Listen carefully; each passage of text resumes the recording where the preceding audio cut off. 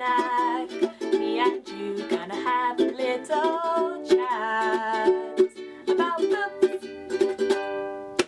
Hi guys! So I am here today to do some graphic novel reviews. I have recently read an awful lot of them, this whole chunk here, so I think I'm going to just whiz through them from lowest rating to highest rating and tell you guys kind of what I thought of them. There's a collection of lots of different ones here, so we'll just go through them. But I really liked all of the ones in this video. There are no 2-star ratings in this, all of them are 3 stars and above, so I would recommend every single one of these. And if there is a particular art style that you like or a particular story that you like the sound of, by all means pick it up, because I did like all of these. The first one I have to show you guys is volume 3 of Rat Queens. This is called Demons and it is by Curtis J. Weeb, Tess Fowler, Tamara Bonvillain and Ed Brisson. And I really like this series as a whole. It's a fun series, it's light, it's easy to get through. The artwork in this one is done by Tess Fowler and I think it's really beautiful. It's about these collection of 4 mercenary ladies. They together make up the Rat Queens and they have gone on all sorts of adventures together over their time. They are a great band of friends. They have absolutely fun banter the whole time everywhere they go. They make each other laugh. They're there for each other when they're feeling down, and they are pretty badass. They're not afraid of swearing, they're not afraid of drugs, they're not afraid of alcohol. They're gonna do whatever they want to do and you can't stop them, and it's quite a badass lady female comic. I will say the story in this one is a lot of fun, but I don't think it has an awful lot of substance to it, and that's my only real complaint with this series, is that I feel like we're not getting enough of an emotional connection with this. It's lively, it's fun, it's very beautifully drawn, but it doesn't really pull on my heartstrings just yet. So I gave this one a 3 out of 5 stars, would still definitely recommend it, but it wasn't as emotional as I would love it to be. The next one I have to show you guys is I Hate Fairyland, and this is by Scotty Young. It's volume 1 and it's called Madly Ever After. I Hate Fairyland is a series that I have heard lots of good things about from Eleanor at Eleanor Reads Books and from Charlotte at Ramblings of an Elfpire. I've put links to their channels below. They are both really enamoured with this series, they absolutely love it, and so of course I had to pick up the volume because I trusted them, and they were not wrong. It was a very, very likeable volume. This story basically revolves around this girl on the front who, when she was 8 years old, was taken into Fairyland and she had to do a quest to go and find a key that would let her out of Fairyland, and along the way she would discover all the joys and wonders of Fairyland itself. However, she is absolutely terrible at this quest and it has taken her over 20 years to try and actually find this key, and there's still no real sign of it. So she hasn't aged, but inside her mental age has aged, and she hates Fairyland with a passion now. Even though she cannot escape from it, she has done all that she can to try and find this key, and she just absolutely hates Fairyland for keeping her trapped there for so long. She goes on a mad rampage all over the place. She doesn't really care who she hurts, and she's quite happy to destroy anything and everything that gets in her way. The artwork is super vibrant, it's very, very lush in colour tone. There is some bloody pages and a bit of gore, so if you don't like that then you probably won't enjoy this, because it's very, very cynical at times and it definitely takes the mick out of many of the tropes that you will see in various different fantastical books. I really enjoyed the sort of cynicism, and I really enjoyed the way that this story approached this quest and this idea of a 40-ish-year-old woman trapped in an 8-year-old's body. It was quite hilariously written. But the only thing, again, for me within this one was that I didn't actually like the character. She's a really, really snooty, horrible character. She's very, angry about the fact that she's been trapped in Fairyland, resentful, and I just didn't like her as a character. I still found the actual idea and the premise and the way it was written fantastic, but she herself I just couldn't get along with because she's horrible. So I'll probably pick up the next volume because it is really funny, but I gave this one a 3 out of 5 stars overall. The next one I have to talk to you about is Autumnlands, Volume 1, Tooth and Claw, and this is by Kurt Busiek and Benjamin Dewey. I read the first issue of this a while back, I think the end of last month, and I had it in my wrap up, and I really enjoyed the first issue of this. But as I read the rest of it, I wasn't such a fan. It kind of went a bit downhill for me and I didn't find myself liking it quite as much. This is about a world where animals are everything. There are no humans within this world at all, and animal species basically have become quite humanoid. They have civilizations, they have their own way of living, and there is a hierarchy of people who have magic and people who don't. So the people, or the animals rather, who have magic have this floating city where they live above the slaves who do not have magic, and they force the slaves, these big creatures on the front, to do their bidding, and basically they will earn tiny scraps of magic if they mine out various areas and do construction and all the things that they need them to do. When we follow and join this story, the magic within the world is running out slowly, and the animals have to do something drastic to try and stop it from running out, and it results in absolute chaos and disaster. So it's not really a very happy graphic novel, I must say. It's quite tragic.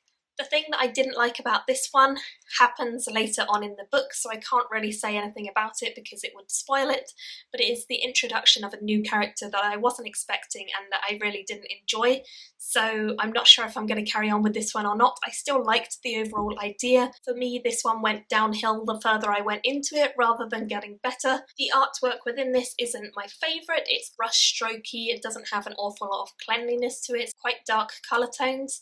So it's not my favourite out there. Some of the pages are really beautiful because they are completely rainbow craziness. But again, it does have its faults, and particularly later on in this graphic novel, I had a few issues with the way that it went. Again, I gave this one a 3 out of 5 stars overall. The next one I have to show you guys is Giant Days. This one is by John Allison, Lissa Treeman, Whitney Cougar, Jim Campbell and Lissa Treeman. And this one is quite a fun one because it's a contemporary, and I don't read an awful lot of contemporary. It's the first one in the series, and it's about these 3 girls at university. They are kind of trying to settle in, they're trying to just get on with their lives, they're discovering things like feminism and drugs and clubbing and all of the exciting stuff that you get to encounter when you go to university, and they're just trying to navigate that and sort of figure out what they want to do, what they want to try, what they don't want to try. The boys, the lads who are there, who are playing games with them and messing them around, and they've just got to navigate all of that. I did like this one. I am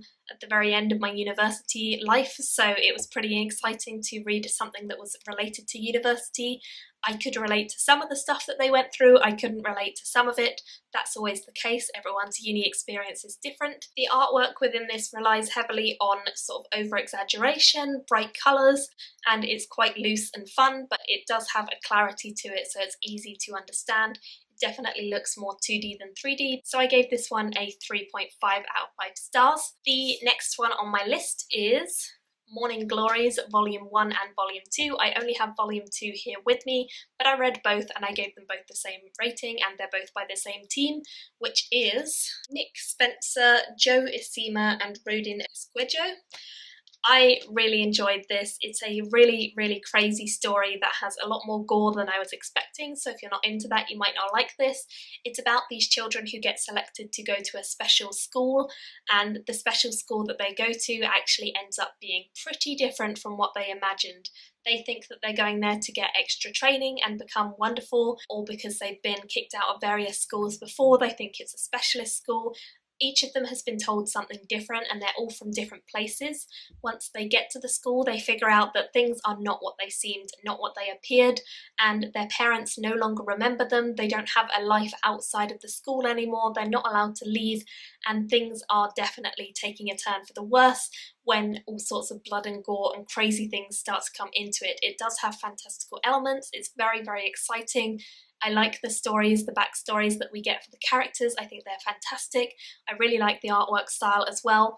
I think it's very clean and clear. I think the colour tones are nice, and I think that each of the individual characters within this are easily identifiable as well. So that's all really positive. Both Volume 1 and Volume 2 I gave 4 out of 5 stars to. The next one on my list is Descender Volume 2. This is by Jeff Lemire and Dustin Nguyen. I really loved this. It was absolutely fantastic, exactly what I was expecting it to be because of how much I enjoyed the first one. I was sure that I would enjoy this second one, and it definitely did not disappoint. So this is the continuation of the story of Tim-21, who is a robot in space who has been abandoned on a planet. He doesn't know what's happened to his host family, one of whom is called Andy, his brother. He's no idea where they went, and in this world robots are being eradicated, so he is definitely in danger. We're following his plight, and we're also following a couple of other people who are looking for him or who have helped find him. The artwork within this is splendid. As you can see, the front cover is absolutely gorgeous. I love it so much. And the actual artwork within is beautiful. It's all painted in these absolutely stunning watercolour paints, and the spreads are very beautiful. Each of the characters is instantly recognisable, and the text is also really nicely done. So as a whole, this graphic novel comes together beautifully, and I felt like this actual volume was fantastic. It just made things become a lot clearer. I felt like in the first volume we were just sort of on the tip of the iceberg, and this volume you really start to understand a bit more about the political system, a bit more about the history of the robots and where they came from and why they're being eradicated or going into hiding. And it's just fascinating and really beautifully put together. So I gave that one a 4.5 out of 5 stars, and I would definitely recommend this. The next one on my list is Sunstone Volume 4. This is the final one that is out at the moment, although it is an ongoing series, and this is by Stefan Sejic, and I love this series. You guys have probably heard me talk about this before. It is a BDSM lesbian erotica series, so if you're not into any of those things or they put you off, then probably not worth reading it. But if you are interested in any of those things and you want to see it tastefully done, this graphic novel is exceptional.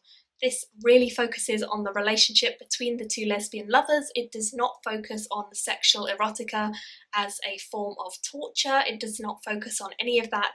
It's really not about porn. It's very much a tasteful representation of a real-life BDSM relationship. It is not a representation of how porn portrays BDSM.